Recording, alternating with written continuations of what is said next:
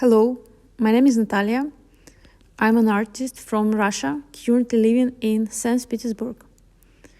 As an artist, I work with the topics of collective memory, personal and political borders, trials of time, history, and media. Speaking of the artistic practice outside of the country, it's always very complicated to avoid their exotization. Even now, when we are living in the globalized world with the same internet and with the same media fields, I don't want my art practice to be limited with the political angles only. I want to keep my art practice with its own autonomy. Otherwise, you can have the free space for imagination and for freedom. But at the same time, what are the differences between autonomy and the jail?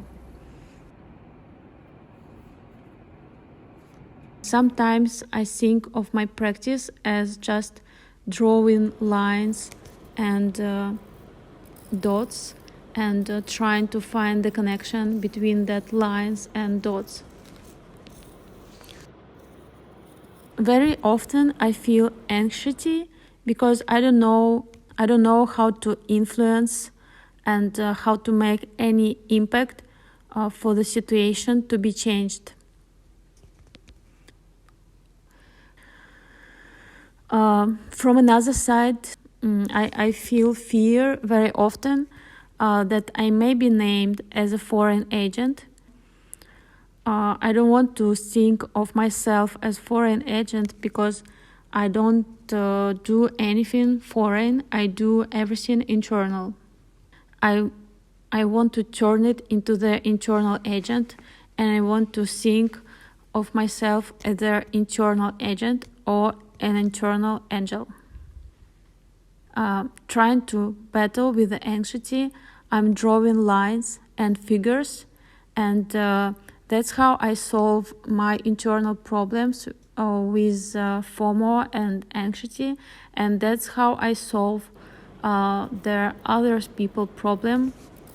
And if I see someone I may help or someone that I may connect to another person, I just usually do that. It's all started 15 years ago when I found the dog in my yard where I used to live, and the dog needed help.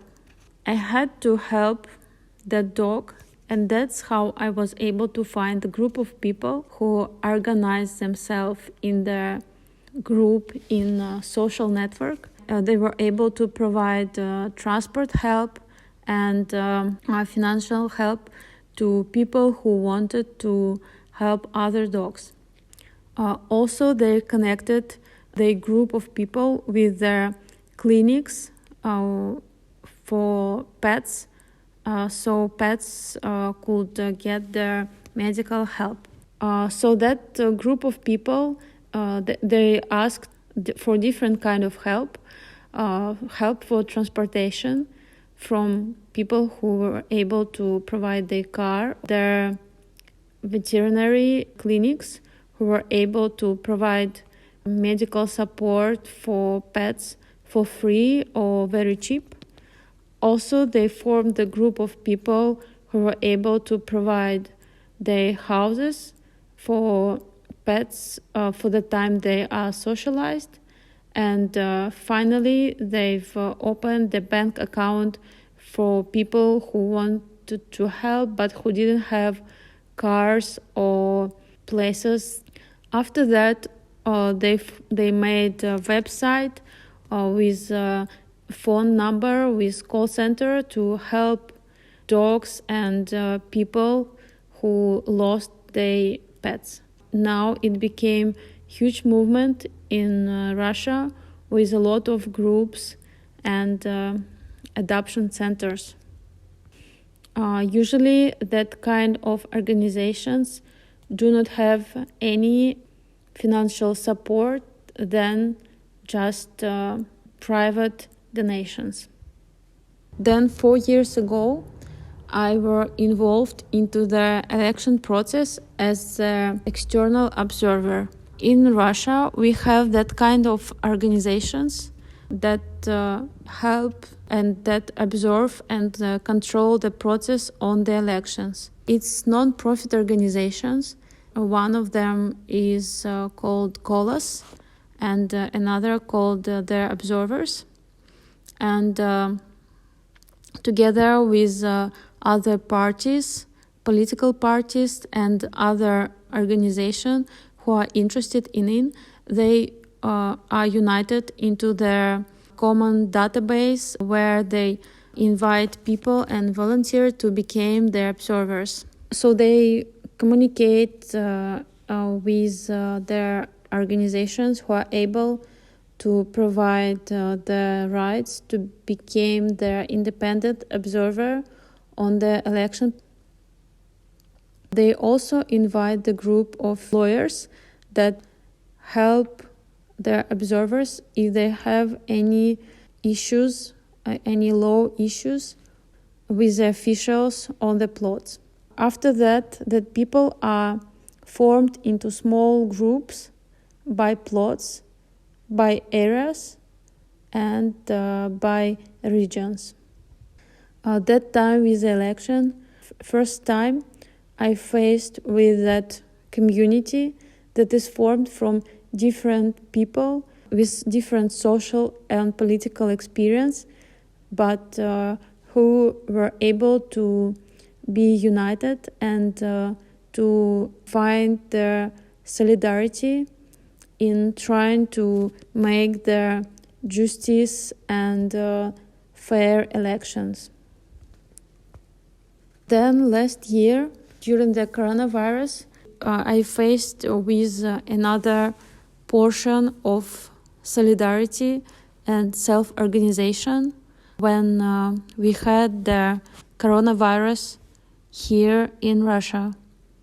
There were a lot of people and self-organized groups who helped doctors and their medical services to provide them with their necessary tools and supplies. People organized chats, groups in social networks where they were united by areas where they used to live or by their job experience, and there they were able to coordinate themselves to collect money and send it to doctors or to buy their supplies, especially in the small cities and villages where there were no other people to help. In January and February 2021, some curators and artists were arrested on the streets during the protests, and I was helping them on how to navigate through their bureaucratic system. This time during the protests, the huge number of people were arrested on the streets, and the regular mechanisms that used to work before were broken this time. A lot of volunteers have to help the arrested people and their relatives to find out where they are now, how to protect themselves, and what is going on. To help the arrested people on the protests, we have here specific non-profit organizations that provide lawyers, advocates, and also call centers that provide consultations. They have a team of lawyers, IT engineers, journalists, volunteers in different cities. Besides of that, this time to help arrested people, since there were enormous number of them, there were special chats that were able to bring food and supplies and monitor the situation. These chats exist in Telegram, and they were organized by 2 persons. Now these groups have more than 3,000 members. The organizers of this chat only started that communication in the beginning, and after that they moderated. They monitor the police stations where people could be delivered after they were arrested, and they check if they have enough food and beverage there, and if they don't, they buy it, and after that, they show the receipts in special chats with special note finance. Everyone who wants to help may cover the receipts. Usually all receipts are covered by people who are now remoted. Also, there is additional chat that is called Over the Taxi, where people who have cars help other people that were arrested to organize their transportations or to organize their food transportation. After first days, if someone were arrested to up to 15 days and were placed in so-called special police detention center or special police stations where people have to spend the days of arrest, these groups also organize food, books, beverages, and other supplies.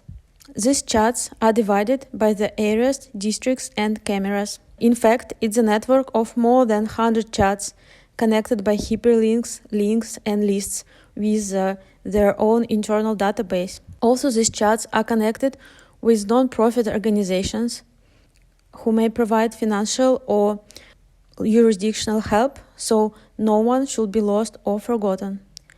All this kind of mutual aid organizations exist based on the self-organized principles and on the direct donations. Participants of the chat groups are the ones who do all the job. The organizers of these chats only start their discussion. We may see how the government services, medical, social, educational, police are replaced with the human relations and connections by all these examples. Drawing these lines and schemes, once I was able to find myself somewhere inside this scheme as one of the ages. That helped me to understand the identity, ground, and the embodiment of myself for now. That's how I found my political body today, that is formed as a technological community.